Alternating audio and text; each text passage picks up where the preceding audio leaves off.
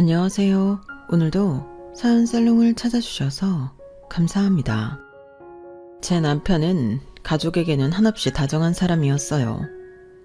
바람을 자주 피우셨던 아버님 때문에 이혼을 하시고는 혼자 갖은 고생을 하며 아들을 키워낸 어머님이 애틋해서였는지 몰라도 가족에 대한 남편의 애정은 각별했어요.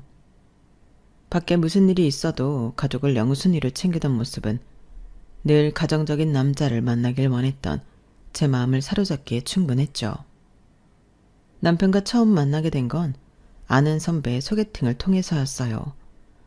성실하고 가정적인 사람이 이상이었던 제게 딱이라며 소개시켜준 사람이었죠. 당시 남편은 건설사에 다니는 사람이었고 깔끔한 인상이 마음에 들었어요.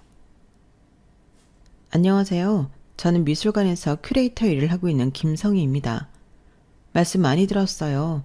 선배가 너무 좋은 사람이라고 꼭 소개시켜주고 싶다고 하시던데요. 와, 미술관 쪽 일하시는구나. 저는 평범한 회사원이라 그런지 예술 쪽 일하시는 분들이 너무 멋있어 보여요. 저도 한때 미술 전시 좋아해서 자주 보러 다니던 때가 있었는데 요즘 괜찮은 전시 있으면 추천해주세요. 다음에 같이 가시죠. 첫 만남부터 예의도 바르고 관심사도 비슷한 데다 이야기도 제법 잘 통해서 호감이었지만 헤어지기 전 나눈 깊은 대화 중 딱 한마디가 은근히 마음에 걸리더군요. 가족의 희생에 대해 이야기하던 중이었어요. 저는 가족관계에서 희생은 필수 요소라고 생각을 하거든요. 서로에게 희생을 안 하려고 해도 할 수밖에 없는 가장 가까운 사이이고 사랑하는 만큼 희생할 수 있다고 생각했어요. 그런 제 의견을 말했더니 남편도 격하게 동의하며 이렇게 말하더군요. 우리 엄마는 제가 어렸을 때 이혼을 하고 자식을 책임지기 위해서 작은 분식집을 운영하면서 날 여기까지 키웠어요. 힘든 내색 한 번도 없이요. 제 이상형이 우리 엄마 같은 사람이거든요. 그런데 성희 씨가 우리 엄마랑 좀 닮은 것 같아요. 그 말이 무슨 뜻인지 처음에는 좀 헷갈리더군요. 대화 중에 뜬금없이 닮았다고 했으니 희생을 많이 할 것 같다는 이야기인지 아니면 정말 순수하게 얼굴이 닮았다는 뜻인지요. 평소라면 당연히 전자로 알아들었겠지만 헷갈릴 법도 한 게 제 얼굴을 뚫어져라 보면서 이야기를 했거든요. 게다가 첫 만남부터 그쪽은 희생은 잘할 것 같다고 이야기하는 건 너무 공감 능력이 부족해 보여서 그렇게 이상한 사람은 아닐 거라고 은연중에 믿고 싶었던 것 같아요. 아, 잘 이해가 안 돼서 그런데 그게 무슨 뜻인지 물어봐도 될까요? 그래서 대놓고 물어보니 갑자기 당황하면서 횡설수설 하더군요. 아, 그게 성희 씨가 좀 웃을 때 우리 엄마랑 닮은 것 같아서요. 별다른 뜻은 아니었어요. 아, 그런 거죠. 어머님을 엄청 존경하시는 것 같아서 어떤 분인지 궁금하네요. 그렇게 이야기를 대충 마무리하긴 했지만 뭔가 설명할 수 없는 찜찜함이 마음 한구석에 남더라고요. 그래도 그것만 빼면 정말 재밌는 시간을 보내고 와서 괜히 제가 예민하게 구는 건가 싶어 넘어갔어요. 몇 번 더 만나보고 결정해도 될 일이라 생각하니 그렇게 깊게 생각하지 않게 되더라고요. 그런데 남편은 생각보다 제게 생각할 틈을 주지 않았어요. 성희야, 준서가 너 엄청 마음에 들었나 봐. 소개시켜줘서 고맙다고 난리야. 넌 어땠어? 저도 좋았어요. 몇 번 더 만나보고 싶긴 해요. 그렇게 두 번째 약속이 속전속결로 잡혔고 남편은 그날 제 연락처를 받아갔어요. 앞으로 자주 연락해도 될까요? 제가 이상형이라는 말이 진짜였는지 남편은 연락처를 받아간 두 번째 데이트서부터는 적극적으로 나왔어요. 누가 저한테 이렇게 좋다고 적극적으로 대시하는 게 자주 있던 일은 아니어서 당황스러우면서도 사랑받는 기분이 들어 내심 좋더라고요. 저도 그만큼의 감정이 들었냐고 하면 쉽사리 대답할 수는 없지만 남편이 지치지 않는 구애에 저도 결국은 얼마 가지 않아 좋은 감정이 생겼어요. 연애를 시작한 후에도 남편은 정말 저에게 충실한 사람이었어요. 아무리 피곤한 일이 있어도 제가 필요하다고 하면 한 걸음에 달려와주고 어떤 바쁜 일이 있어도 제가 1순위인 사람이었죠. 그동안 만나봤던 어떤 사람보다 제게 안정감을 주는 사람이었어요. 그러다 보니 이런 남자랑 결혼하면 정말 행복하겠다는 생각이 들었어요. 연애한 지 1년이 좀 넘었을 때 부모님께 남편을 소개했어요. 아우, 요즘 저런 남자들이 잘 없는데 예의도 바르고 너무 싹싹하다. 이야기하는 거 들어보니 책임감도 강하고 성실한 스타일 같구나. 아빠도 마음에 든다. 네가 결혼을 생각한다면 저런 사람이랑 하면 좋겠다는 생각이 드네. 부모님도 마음에 들어 하시니 더 안심이 됐고 그 만남 이후로 자연스럽게 결혼 이야기가 오가게 됐어요. 양가 부모님의 적극적인 찬성하에 추진력을 얻어 빠르게 결혼이 성사가 되었어요. 시댁이라고 해도 시어머니밖에 안 계셨고 어머님도 제게 호의적이셔서 시댁에 가는 게 어렵거나 불편하지 않더라고요. 처음엔 누구나 다 부러워하는 결혼 생활이었어요. 솔직히 말하면 네 남편 결혼 전에 너무 지극정성이라서 오히려 결혼하면 돌변할 줄 알았는데 전혀 그렇지도 않네. 내가 약간 오해하고 있었나 봐. 정말 좋은 사람 같아. 그러니까. 그리고 솔직히 이런 말하면 좀 그렇지만 시댁 식구가 적은 것도 좀 부럽긴 하다. 우린 시댁에 남편 형제도 많고 친척들까지 다 같이 만나서 명절만 되면 엄청나게 피곤하거든. 어머니만 계시면 어머님하고만 잘 지내면 되니까. 그러게 얘네 어머님도 얘한테 엄청 잘해주잖아. 홀어머니라서 아들한테 집착할 줄 알았는데 딱히 그런 것도 없고 네가 결혼복은 있나 보다. 주변 친구들 말대로 결혼 후에도 제 행복에는 흔들림이 없었어요. 남편은 여전히 가정에 충실했고 어머님은 흔히 말하는 고부 갈등과는 거리가 먼 분이었어요. 나 때야 며느리들이 시댁에서 시녀 취급당했지만 요즘은 그러면 안 된다고 하더라. 시대에 맞춰가야 며느리한테 대접받지. 그렇게 남편과 시어머니의 배려를 받으며 안정적인 가정을 꾸려가기 시작했죠. 그 행복이 영원할 줄만 알았는데 시간은 결국 야금야금 많은 걸 바꿔놓더라고요. 그 사이에 저희 부부 사이에 아들이 하나 생겼고 아들 키우며 행복한 시간을 보내고 있던 어느 날이었어요. 여보, 큰일 났어. 우리 엄마가 왜 그래? 무슨 일이야? 어머님한테 무슨 일 생겼어? 진정하고 말해봐. 시장에 가다가 길에서 미끄러져서 머리를 크게 다친 모양이야. 다행히 근처에 있던 사람이 신고해줘서 병원 가는 중이라곤 하는데 어떡하지? 내가 바로 못 가는데? 남편은 그때 지방 출장 중이라 바로 출발해도 한참 늦게 도착할 상황이었어요. 걱정하지 마. 내가 갈게. 괜찮겠어? 애는 어쩌고. 친정에 잠시 맡겨야지. 아이가 많이 어렸을 때라 아이를 데리고 가기엔 무리가 있었어요.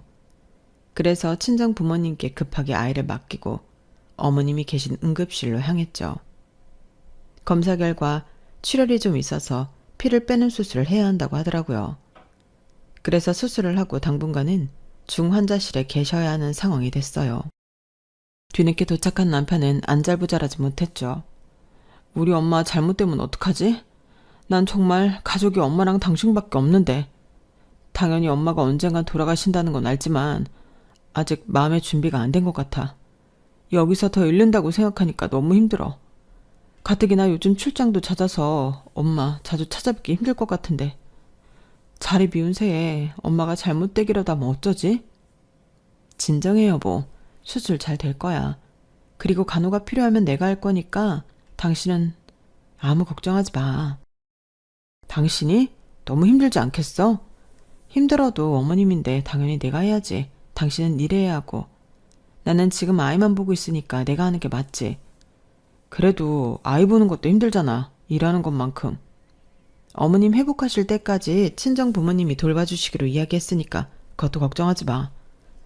정말? 죄송해서 어떡해. 너무 감사하다. 가족 일인데 서로 돕는 거지. 어머님 건강 회복하시는 게 우선이잖아. 정말 고마워 여보. 장인 장모님께도 얼른 연락드려야겠다. 그때부터 시작됐던 것 같아요. 결혼은 현실이라는 사실이 피부로 와닿기 시작했던 게요. 어머님이 연세가 있으시니 회복이 더뎌서 병관하는 기간이 생각보다 길어지더라고요. 6주 정도 열심히 어머님을 간호하러 다녔는데 호전되는 모습을 보며 이제는 퇴원하면 되지 않을까 싶을 때쯤 의사로부터 청천벽력 같은 소식을 들었죠. 장기간 누워있는 바람에 합병증으로 폐렴이 생기셨다는 이야기를요. 이어서 폐렴을 치료하느라 또 많은 시간을 써야 했어요. 당신이 이렇게 고생해줬는데 어떡하지? 엄마가 또 아프셔서. 내가 정말 당신 볼 면목이 없다. 나는 괜찮아. 나보단 어머님이 고생이시지. 하지만 어머님의 폐렴 증세는 시간이 갈수록 악화되었어요. 그러다 하루는 어머님 컨디션이 평소보다 괜찮은 날이 있었어요. 입원한 후로 말수가 급격히 줄어드셨던 어머님께서 그날은 저한테 넌지시 말씀하시더라고요. 아무래도 살 날이 얼마 안 남은 것 같은데 죽기 전에 바다 한번 꼭 보고 싶구나. 내 부탁을 들어줄 수 있겠니? 폐렴 환자는 이동할 때 산소통을 챙겨야 해서 결코 쉬운 일은 아니었지만 제가 생각하기에도 어머님께서 얼마 못 버티실 것 같다는 생각이 들었어요. 어머님, 지금 장시간 외출은 어머님 몸에 무리가 많이 가실 거예요. 저는 솔직히 말하면 반대예요. 그래도 보고 싶으세요? 어차피 죽을 거면 죽기 전에 예쁜 풍경이라도 한번 보고 죽고 싶구나. 병원에만 갇혀 있었더니 살아있어도 사는 것 같지가 않아서 그래. 아들한텐 비밀로 해주겠니? 어머님이 하시는 말뜻을 너무나 알 것 같아서 차마 더는 말리지 못하겠더라고요. 그렇게 저 역시 큰 결심을 하고 휠체어까지 대여해서 어머님을 차에 모시고 가장 가까운 바다로 다녀왔어요. 어머님, 사진 찍어드릴게요. 웃어보세요. 바다에 도착해 어머님을 휠체어에 태우고 해변 앞 포장도로를 쭉 걸었어요. 예쁘게 웃으시는 사진도 찍어드렸고요. 어머님 부탁 때문에 남편에게는 다녀와서야 이야기를 했죠. 이제 말해서 미안. 당신한테 말하면 당신이 반대할 거 알아서 그러셨는지 다녀오기 전까지는 비밀로 해달라고 하시더라고. 남편에게 사진을 보여주며 이야기를 전하니 남편은 갑자기 눈물을 터뜨리더라고요. 여보, 정말 고마워. 어떻게 이 은혜를 갚아야 할지. 나라면 절대 못 갔을 거야. 그런데 이렇게 엄마 웃는 모습을 보니까 다녀오는 게 맞았다는 생각이 드네. 그동안 얼마나 답답하셨을지. 이런 얼굴 정말 오랜만에 보는 것 같아. 많이 좋으셨나 보다. 힘들었을 텐데 고생 많았어. 남편은 그날 저를 껴안고 몇 번이나 고맙다고 하다가 겨우 잠에 들었어요. 아픈 분을 모시고 혼자서 짐을 이고 지고 먼 거리를 운전까지 하고 다녀오느라 온몸이 쑤시고 피곤했지만 가족 모두에게 좋은 일을 한 것 같아 마음만은 뿌듯하더라고요. 어머님께서는 돌아가기 전 마지막 나눴던 대화에서도 그날 일에 대한 고마움을 표시하셨어요. 네 덕분에 그래도 큰 미련 없이 떠날 수 있을 것 같다. 정말 고맙다. 그런 말씀 마세요, 어머님. 열심히 치료받고 건강해지셔야죠. 하지만 그렇게 행복한 소풍을 다녀온 뒤로부터 2달 뒤 어머님은 세상을 떠나셨어요. 당신 만나기 전까진 엄마가 내가 살아가는 이유였는데 엄마가 돌아가시니 정말 기분이 이상하네. 그래도 내 곁에 당신이 있어서 다행이야. 어머님이 돌아가시고 많이 적적해하는 남편을 옆에서 많이 위로해주면서 부부 사이는 설명할 수 없는 돈독함이 생긴 것 같았어요. 남편은 우리 가족을 먹여 살리겠다며 더 악착같이 일을 하기 시작했고 애가 어느 정도 큰 후부터는 저도 복직을 하려고 했어요. 여보, 그래도 아직 애한테는 엄마가 필요할 것 같은데 꼭 복직을 해야 돼? 아유, 큐레이터들 복직하기도 힘든데 나는 그래도 엄마가 미술관을 운영하시니까 복직할 수 있는 거잖아. 감사하게 생각하고 얼른 더 늦기 전에 복직해야지. 그냥 나중에 장모님한테 미술관 물려받아서 운영하면 그만 아냐? 그때쯤엔 애도 다 컸을 테고. 너무 당연하다는 듯 부모님께서 제게 미술관을 물려줄 거라고 생각하는 남편의 말에 살짝 황당하더군요. 뭐 그거야 물려주시면 다행인데 아닐 수도 있지. 언니도 있는데 나한테 바로 물려주실지. 에이, 처형이 무슨 미술관 운영이야. 화가인데 그런 거에 관심이 있겠어?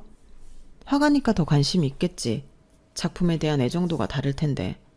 그래도 전시 기획 쪽 일은 하나도 모르잖아. 물려주신다면 당신한테 물려주실 것 같은데? 그럼 좋겠지만 너무 기대 안 하는 게 좋아. 엄마랑 그런 쪽으로 상의해 본 적도 없으니까 나도 욕심내 본 적 없고. 그냥 부모님 뜻을 따를 거야. 제 대답에 남편은 얼핏 실망한 듯한 기색을 내비쳤어요. 그래도 곧바로 아무렇지 않은 척 넘어가서 제가 느꼈던 불안감은 착각이라고 생각하고 잊어버렸죠. 그런데 그 불안감이 현실이 된 건 친정의 위기가 찾아왔을 때부터였어요. 엄마가 집을 비우신 날 아빠께서 혼자 떡을 안주 삼아 반주를 하시다가 기도가 막혀 너무 갑작스럽게 돌아가시게 됐어요. 이럴 줄 알았으면 그날 약속을 잡는 게 아니었는데 옆에 내가 있었다면 너희 아버지도 살았을 텐데. 엄마, 그런 말씀 마세요. 누구 잘못도 아니에요. 그냥 일어나선 안 될 일이 일어났을 뿐이에요. 엄마께선 당신 탓이라고 생각하셨는지 울다 지쳐 쓰러지셨고 저와 언니도 미처 예상치 못한 이별에 큰 충격을 받았죠. 장례식은 정신없이 빠르게 치러졌고 남편과 형부도 장례식을 지켰어요. 그런데 이틀째 되는 날 밤부터 남편이 묘하게 심기가 불편하고 불안해하는 것 같은 느낌을 받기 시작했어요. 왜 그래? 뭐가? 왜 이렇게 불안해 보여? 그게 사실은 회사에 잠깐 가봐야 할 것 같은데. 뭐? 지금? 어차피 직원들 다 퇴근한 시간 아니야? 그렇긴 한데 지금 좀 중요한 시기거든. 내가 갑작스럽게 빠져버려서 아마 팀원들한테 피해가 많을 거라. 팀장님이 올 수 있으면 잠깐 들리라고 하네. 아니, 아무리 그래도 사람이 상을 당했는데 회사를 오래? 진짜 오 팀장님 그렇게 안 봤는데 좀 너무하신 거 아니야? 울컥하는 마음에 언성이 높아지니 남편이 더 어쩔 줄 몰라 했어요. 그래도 다른 문상은 와줬잖아. 지금 정말 바쁜 시기라서 그래. 나도 참 이런 말 하는 게 싫은데 잠깐 다녀와도 될까? 되겠니? 당신 여기서 자리 비운다고 하면 내가 뭐가 돼? 가족한테 뭐라 말하고. 그래, 역시 무리겠지. 알겠어. 남편은 민망해하고는 분위기가 불편했는지 화장실을 다녀온다고 하고 잠시 자리를 비웠어요. 그런데 남편이 있던 자리에 남편의 핸드폰이 울리더라고요.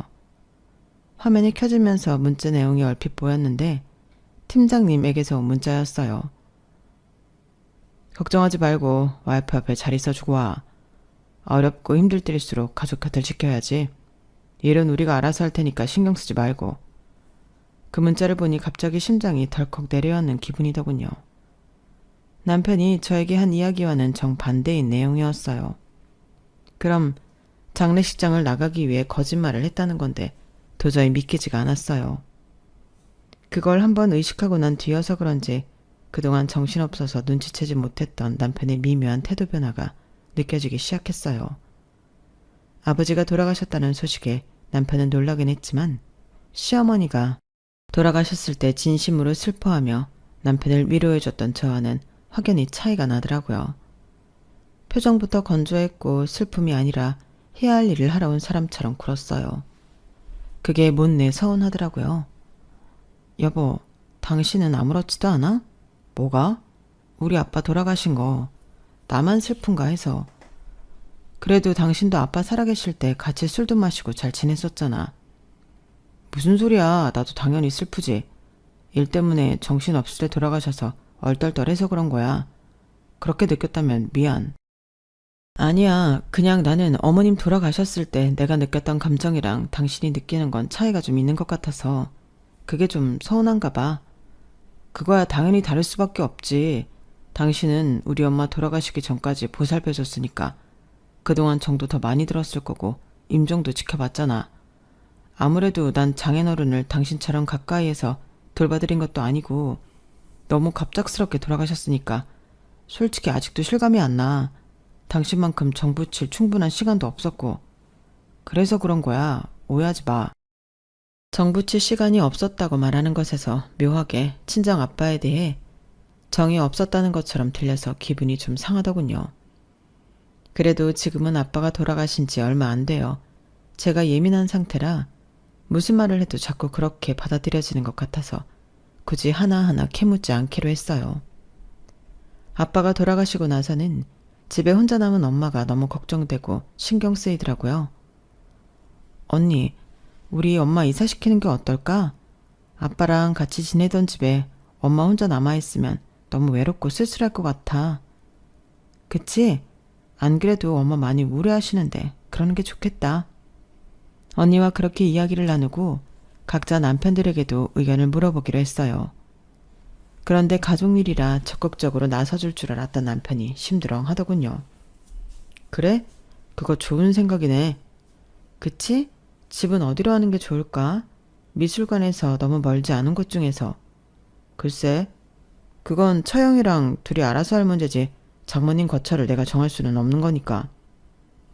거처를 정해달라는 게 아니라 의견을 내달라는 거야. 당신이 나랑 언니보단 이런 데 빠삭할 거 아냐. 아유, 사람 사는 동네가 다 거기서 거기지 뭐. 장모님 재산도 꽤 있으신데 이왕이면 좋은 동네에서 살면 제일 좋지. 그런 건 당신 집안 문제니까 처형이랑 잘 상의해봐. 남편은 묘하게 친정아빠가 돌아가시고 난 후 친정 재산에 대해 자꾸만 언급을 하더라고요. 그러고는 제가 조금만 예민하게 반응하려고 하면 바로 꼬리를 싹 자르고 단순히 궁금해서 그런다는 식으로 내빼더군요. 처음에는 저도 그런 남편이 유연한 태도에 몇 번 넘어갔지만 이런 일이 몇 번 반복되니 절대 단순 궁금증이 아니겠다는 생각이 들기 시작했어요. 남편이 방관적인 태도로 있자 형부가 나서서 많은 도움을 줬어요. 형부가 아는 분 중에 부동산을 하시는 분이 있다고 하더라고요. 엄마께서 그동안 모아온 미술품들을 드리기에도 괜찮을 만큼 넓고 쾌적하면서도 여자 혼자 살기 괜찮은 분위기로 인테리어된 아파트를 구했어요. 형부의 적극적인 도움을 통해 아빠와 함께 살다 집은 팔고 이사를 가셨죠. 형부, 정말 감사해요. 덕분에 너무 괜찮은 매물을 구했네요. 감사는 무슨, 어머님 많이 힘드실 텐데 집이라도 좋은 곳에서 지내셔야지. 그렇게 형부 도움을 받고 나니 남일처럼 나몰라라 하고 있는 남편이 내심 괘씸해지더군요. 뭐라도 듣고 느끼는 바가 있었으면 해서 형부가 도움 준 이야기를 했더니 남편은 뜬금없이 이상한 소리나 해댔어요. 뭐 감사하긴 하네. 근데 장례식에서부터 느꼈는데 형님은 좀 경계하는 편이 좋을 것 같아. 그게 무슨 소리야. 장례식 때도 3일 밤낮으로 상주 노력 꼬박 열심히 해준 사람한테. 그거야 당연히 했어야 할 일이고 그런 것보다 약간 장인어른 돌아가시고서부터 형님이 더 적극적으로 집안일에 나서는 것 같다는 생각 안 들어? 그게 왜 그런 것 같아? 확실히 남편 말대로 그 전에는 좀 소극적으로 집안일에 참여했던 형부가 최근 들어 아빠가 돌아가시고 나서는 집안일에 적극적으로 나서서 도움을 주시기는 했어요. 하지만 제 눈에 그건 슬픔에서 헤어나오지 못하는 언니에게 든든한 버팀목이 되어주기 위해 노력하는 걸로만 보였어요. 그 모습이 정말 가정적이고 이상적인 가장의 모습처럼 느껴져서 조금 부럽기도 했고요. 그런데 남편이 그 모습에 의문을 품었다고 하니 좀 당황스럽더라고요. 왜 그런 건데? 언니가 힘들어서 그런 거 아니야? 그렇게 보일 수는 있겠지만 그건 좋게 봤을 테고 솔직히 말하면 내 눈에는 형님이 본격적으로 장모님 돌아가실 때를 대비해서 장모님 헌심을 미리 사두려는 것 같아. 뭐라고? 당신은 호의를 베풀어준 사람한테 무슨 그런 의심을 해. 엄마는 집 알아보는데 형부가 그렇게 많이 도와준 것도 몰라. 그래?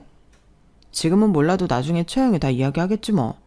그리고 난 형님 나쁘게 보려는 게 아니라 그냥 눈에 보이는 대로 이야기하는 것뿐이야. 난 그냥 당신이 너무 바보같이 있다가 당하지만 않았으면 좋겠어서 미리 이야기하는 거야. 당신은 미술관도 그렇고 뭐 하나 집에서 욕심내는 게 없잖아. 그런데 형님은 달라. 이렇게 안일하게 좋은 눈으로만 사람을 보고 있으면 방심하는 사이에 장모님 재산 다 저 집에 뺏길 수도 있어. 내가 그런 집 한두 집안 본 게 아니라니까? 참나. 아무리 그래도 의심할 게 따로 있지. 당신 그러는 거 아니야. 벌 받아. 그때 진작에 알아봤어야 하는 건데 그때만 해도 팔이 안으로 잔뜩 굽어있어서 듣다 보니 또 남편 말이 그럴듯하게 들리기 시작하더라고요. 남편의 반복된 의심에 사람 일 혹시 모르는 건 맞으니 형부를 너무 좋게만 보지 말아야겠다는 생각까지 하게 됐어요. 그런데 웬걸? 시간이 지나면 지날수록 형부는 언니와 친정의 일이라면 발벗고 나서는 모습이 그런 불순한 목적을 가지고 의도적으로 하는 건 아닌 것 같다는 생각이 들더라고요. 그에 비해 남편의 시어머니가 아플 때와는 달리 친정 일이라면 시큰둥하고 별 반응도 없었죠. 그러다 결국 올게 왔죠. 엄마께서 아빠가 돌아가시고 스트레스를 많이 받으셨는지 몸에 이런저런 이상 반응이 생겨 건강검진을 받다가 암 진단을 받게 되셨어요. 갑자기 엄마까지 암에 걸리게 되니 가족 모두 근심에 빠졌고 막막하더라고요. 여보, 엄마께서 위암이시래. 주변에 위암 걸리셨던 어른들 생각해보면 정말 치료기간도 길어서 많이 힘들어하시던데 치료비도 많이 나갈 테고. 치료비는 어차피 장모님 재산에서 나갈 돈 아냐? 그건 걱정할 건 없지. 치료비는 그 다음 문제였고 엄마는 괜찮으신지 먼저 물어볼 줄 알았어요. 그런데 남편은 그 앞의 말들은 듣기는 한 건지 치료비 이야기부터 덜컥하더군요. 치료비를 우리가 해드리자는 것도 아니고 엄마 치료비는 엄마 재산에서 나가는 것 아니냐는 냉정하게 선을 긋는 말을요. 그 말이 얼마나 날카로운 칼날처럼 마음을 쑤시던지 순간 할 말을 잃을 정도로 충격을 받았어요. 여보, 엄마가 아프시대. 우리 엄마는 돈도 없는데 우리가 치료비를 보태야 할 것 같은데 괜찮을까? 시어머니가 아플 땐 바로 우리가 치료비를 내자고 하던 남편이 친정 엄마가 아프니 바로 선을 긋는 모습은 있던 정도 싹 떨어지더군요. 그동안 아픈 시어머니를 지극정성으로 병간호하고 마지막 부탁까지 들어드린 제가 순식간에 바보가 된 기분이었어요. 그땐 그렇게 고맙다고 은혜를 잊지 않겠다고 해놓고 이제와 없던 일이냐 입을 싹 닦는 게 어찌나 괘씸하던지요. 쌓였던 감정이 터져 결국 그날은 남편과 대판 싸울 수밖에 없었어요. 당신은 내가 어머님한테 해드린 건 싹 다 잊었어? 어떻게 우리 엄마 아플 때는 나 몰라라 그렇게 말해? 내가 뭘 나 몰라라 말했다는 거야. 아니, 우리 엄마는 나밖에 없었고 재산도 없었잖아. 장모님은 우리 엄마랑은 처지가 많이 다르시니까 그렇지. 장인어른이 남기고 가신 재산도 있고 장모님도 재산이 좀 있으시잖아. 자식들한테 치료비를 손 벌릴 정도는 아니신 것 같아서 한 소리야. 당신 장인어른 돌아가시고 유난히 날카로워진 거 알아? 남편의 그 말에 참았던 감정이 폭발했고 결국 그날은 남편과 따로 잘 정도로 심하게 싸웠어요. 그래도 늘 따뜻했던 사람이라 다음 날은 사과할 줄 알았는데 그 다음 날도 남편은 본인 잘못한 거 하나도 없다는 듯 반응하더군요. 그렇게 또 터진 감정에 아물지 못한 채로 시간이 흘렀어요. 엄마가 다니실 병원은 저희 집에서 가까운 대학병원으로 정했어요. 친정엄마나 언니 집에서는 가까운 대학병원이 없었고 저희 집 근처면 엄마께서 좀 쉬시다 가실 수도 있고 제가 자주 같이 가드릴 수 있으니 좋겠다고 판단을 했죠. 엄마께서 하루는 통원 치료를 받고 유난히 힘들어 하시더라고요. 엄마, 우리 집에서 쉬고 한숨 주무시고 가세요. 아유, 그래도 되겠니? 매번 와주는 것만 해도 수고스러운데 괜히 불편하게. 그래도 이 체력으로 지금 엄마 집까지 어떻게 가요? 거리도 꽤 있는데. 이러려고 이 병원에 다니기로 한 거잖아. 자식 집인데 불편할 게 뭐 있어요. 편하게 하루 있다 천천히 가세요. 그럴까? 아, 딸 다 키워놨다니 참 고맙네. 그렇게 엄마를 집으로 모시고 왔어요. 엄마를 위해 편안한 침구를 깔아드렸고 주무시는 동안 장을 봐와서 건강한 저녁 식사를 준비했어요. 갑작스럽게 주무시고 가게 된 거라 저도 마음이 급하고 바빠서 남편에겐 아무 이야기도 전하지 못한 채였죠. 저녁상이 다 차려졌을 때쯤 엄마께서 깨어나셨고 남편도 퇴근할 시간이 되어 집으로 들어왔어요. 남편은 엄마를 보고 놀라더라고요. 장모님, 오늘 병원 다녀오시는 날 아니세요? 웬일로 집에를 다 오셨어요? 오늘따라 너무 힘들어하셔서 내가 모셔왔어. 점점 치료하는데도 체력이 부처하셔서 걱정이 되네. 아, 그래 잘했네. 그럼 같이 저녁하시죠. 저녁을 상다리 부러져라 차린 건 정작 저인데 남편은 무슨 대단한 선심이라도 쓰는 듯이 의자를 꺼내더라고요. 그 모습에 아주 짧은 정적이 흘렀고 저도 어이가 없었지만 내가 너무 예민한 건가? 라는 생각에 넘어갔어요. 굳이 이걸 딴지 걸어서 분위기 망치고 싶지도 않았고요.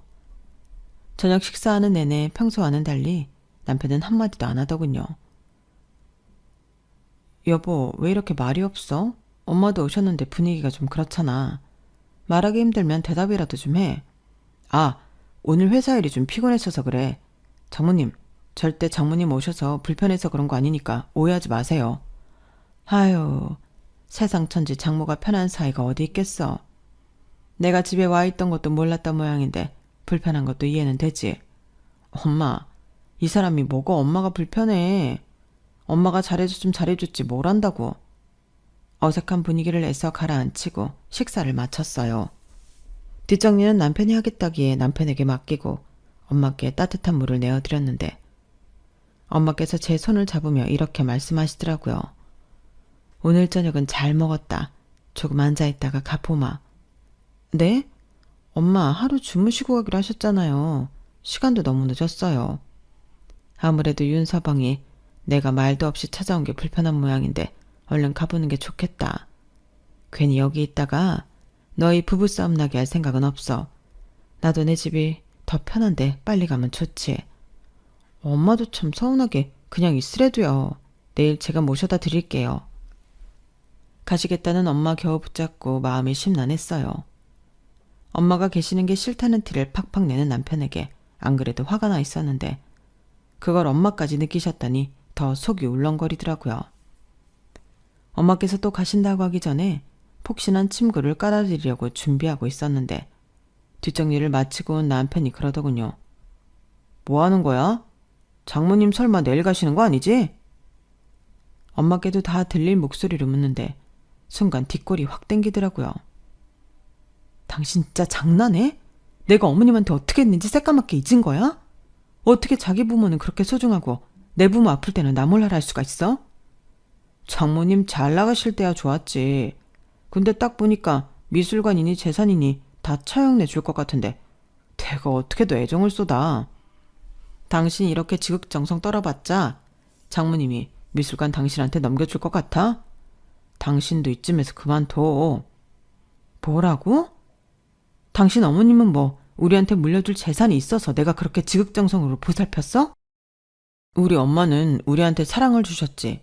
당신한테도 얼마나 잘했어. 그거랑 비교를 하면 되겠어? 뭐라고? 우리 엄마는 사랑을 안 줬어? 일 욕심 있으셔서 가족 보살핀 기억은 없는 걸로 아는데? 니네 엄마 아플 때 우리 엄마가 우리 애 봐준 건 기억도 안 나? 일하면서 애 보는 게 얼마나 힘든데 그건 다 까먹었어? 아, 그 얘기가 왜 나와? 그건 그거고. 기가 막혀서 더 이상은 말도 안 나오더군요. 더 이상 말이 안 나와서 남편 회사 가방을 집 밖으로 내던져 버렸어요. 여기 우리 엄마가 해준 집이야. 나갈 거면 당신이 나가. 당신 진짜 미쳤어? 남편이 가방을 주우러 나간 사이 현관문 걸쇠를 잠가버렸어요. 남편은 안에 엄마가 있으니 더 큰 소란은 피우지 못하고 가방을 챙겨서 가버리더라고요. 무슨 일이냐? 니네 싸웠어? 아니요, 바쁜 일이 있어서 또 나가봐야 한대요.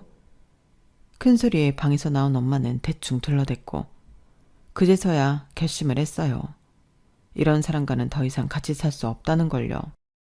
가족에게 유달리 애틋하고 잘하는 사람이길래 내 가족이 되면 저와 제 가족도 당연히 예외는 아닐 줄 알았어요. 그런데 웬걸? 어떻게 자기 키워준 부모만 그렇게 애틋할 수 있었을까요? 다음날 엄마를 잘 모셔다 드리고 그날부터 남편과의 이별을 준비했어요. 남편이 그동안 제게 해왔던 친정 재산 관련 발언들을 전부 수집했고 그동안 시어머니 병간호에 제가 얼마나 최선을 다했는지에 대한 것도 수집했어요.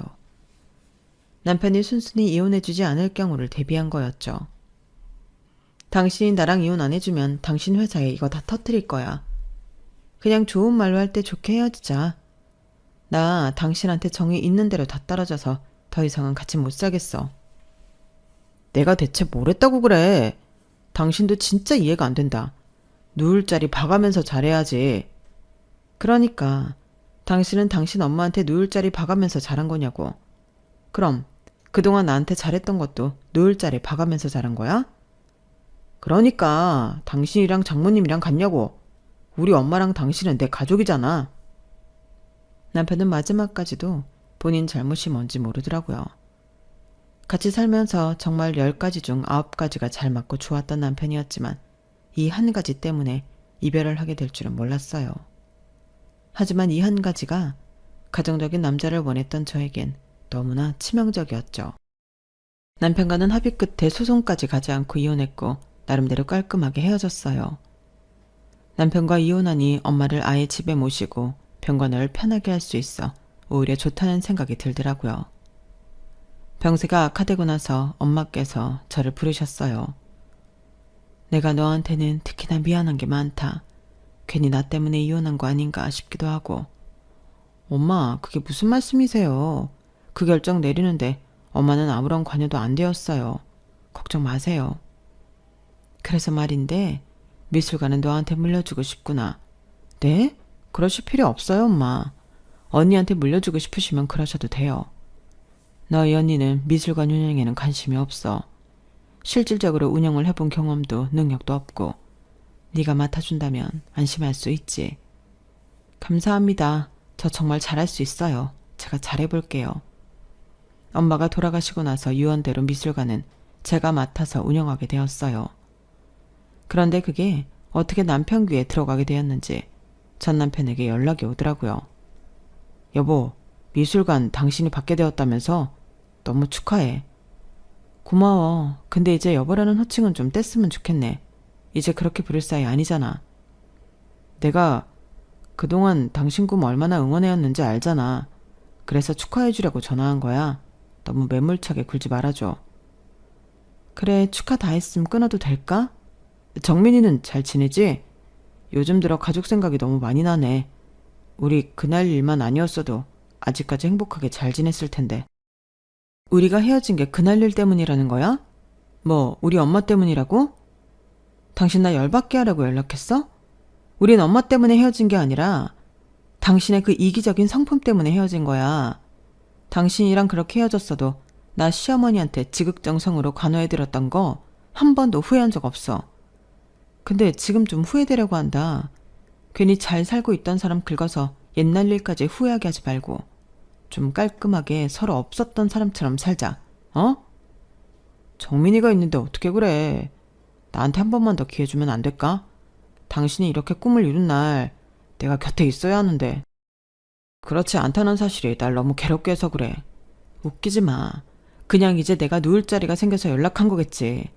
옛날엔 당신의 그런 달콤한 말에 속았지만 이젠 아니야. 나한테 당신 누울 자리는 요만큼도 없으니까 이제 좀 다른 누울 자리 알아보러 가. 여보 잠깐만. 여보 나 한 번만 만나줘. 그럼 내가 다 설명할게. 어? 보란듯이 속 시원하게 전화를 끊어버렸어요. 그런데 뭔가 그동안 느껴본 적 없던 후련함이 느껴지더라고요. 남편이 얼마나 후회하고 있는지 목소리에서 미련이 뚝뚝 느껴져서 그제서야 제 복수가 완성된 느낌이었어요. 살다 보면 당연히 누구나 자기 가족이 제일 소중하겠죠. 그런데 그 차이가 얼마나 깊은 상처가 되고 외로운 감정이 되는지 그 사람은 평생 모르고 살 거예요. 그동안은 이런저런 이유로 그 사람을 붙잡고 살았지만 이제는 그러지 않으려고 해요. 가족이란 누군가를 배제하는 게 아니라 함께 지켜낼 때 더 단단해지는 거니까요. 앞으로는 누군가의 무게추에 흔들리지 않고 제가 세운 절 위에서 내 소중한 사람들을 공평하게 사랑하며 살아가고 싶어요. 제 이야기는 여기까지입니다. 소중한 가족들과 항상 건강하시고 행복하세요. 여러분, 사연 댓글에 응원과 현명한 조언 부탁드려요. 좋아요와 구독은 저에게 큰 힘이 됩니다. 오늘도 좋은 일 가득하세요.